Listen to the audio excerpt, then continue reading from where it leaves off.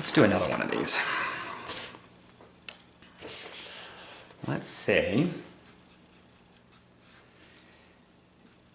if y equals x minus 3 over x squared plus 1 squared, find y prime.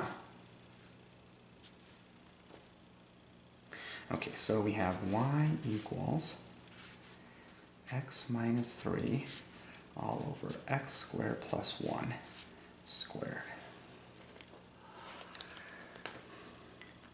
Okay, so in this case, we have a chain rule, and we have a quotient rule inside that chain rule. And we want to find this derivative. So let's go ahead and start this. Y prime. So the chain rule says, well, this is what's inside, the squared is what's outside, so let's take the derivative of the outside. So it's 2 times x minus 3 over x squared plus 1, and we subtract 1, so that's to the first power. Then we need to take the derivative of the thing inside. Well, the derivative of the thing inside is a quotient rule. So we have the bottom, x squared plus 1, times the derivative of the top, which is 1, minus the top, which is x minus 3, times the derivative of the bottom, which is 2x.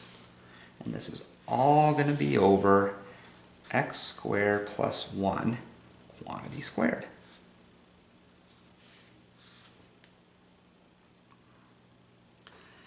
Alright, so there's our derivative. So let's go ahead and clean this up a little bit. So we get y prime equals, let me distribute that 2 to this, so we have 2, I'll just keep it outside, 2 times x minus 3 all over x squared plus 1. And that's going to be multiplied by, let's see here, x squared plus 1. And we got to be careful here. So 2x times x is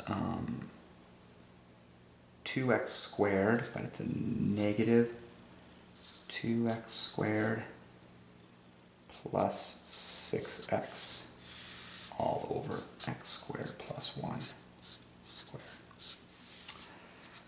Alright, so then we end up with 2 times x minus 3 all over x squared plus 1.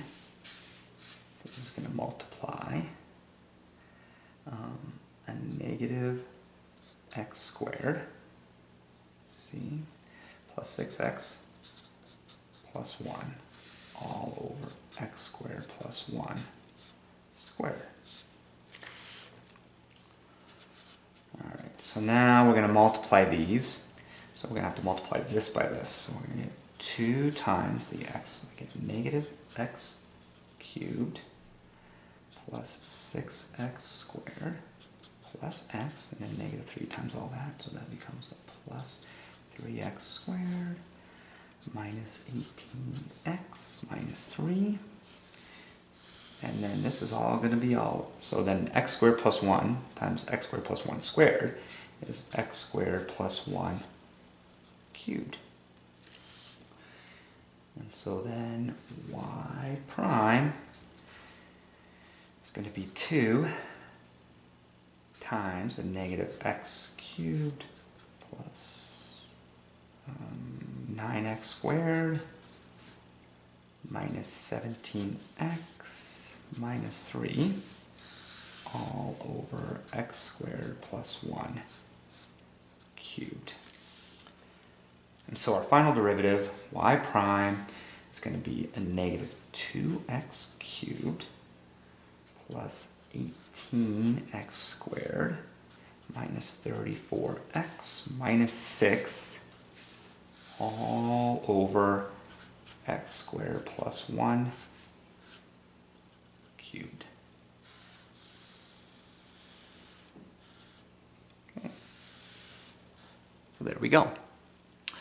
So we start off with a function that's a composite function and a quotient inside a composite function. So we had to use the chain rule and a quotient rule all at once. And so we end up with this derivative here. Let's try another one. Let's say, in this example, if f of x equals the sine to the fourth of 1 over x squared, we want to find f prime of x. Okay, so we have f of x equals the sine. Now this is interesting. We have sine to the fourth, so we could rewrite this to be 1 over x squared to the fourth power. So when we look at this one, we actually have we're going to have a couple chain rules in a row, because we have the outside function, which is 4, then we have this outside function, which is sine, and then the inside part is 1 over x squared. So it's like we have a chain rule within a chain rule. And let's rewrite this. I'm going to rewrite this to be the sine of x to the negative 2 to the fourth power. That makes it a little bit easier to take the derivative. Okay, so we have f prime of x is going to equal, so the outside part is the fourth, so we have 4 times the sine of x to the negative 2 cubed. So we only took the derivative of this outside part, the fourth. Now we need to take the derivative of the part inside. Derivative of sine is the cosine of x to the negative 2. And then the derivative of the thing inside that is going to be a negative 2x to the negative 3. So notice that we had to do a couple of chain rules in a row, because we had a function inside another function. Okay, so let's see if we can clean this up a little bit. F prime of x is going to equal, let's see here, negative 2 times 4 is a negative 8. I'm going to put this x cubed up front, x cubed, times the sine cubed of 1 over x squared, times the cosine of 1 over x squared. And that would be the final derivative. This is a good example of showing that we might have to have a chain rule inside a chain rule. Okay, so we had a couple more examples of using the chain rule. A lot of it was, well, back here we had to decide, did you want to use the chain rule or a quotient rule? Then we had a product with a chain, we had a quotient inside a chain, and then we had a series of chain rules to help us find the derivatives.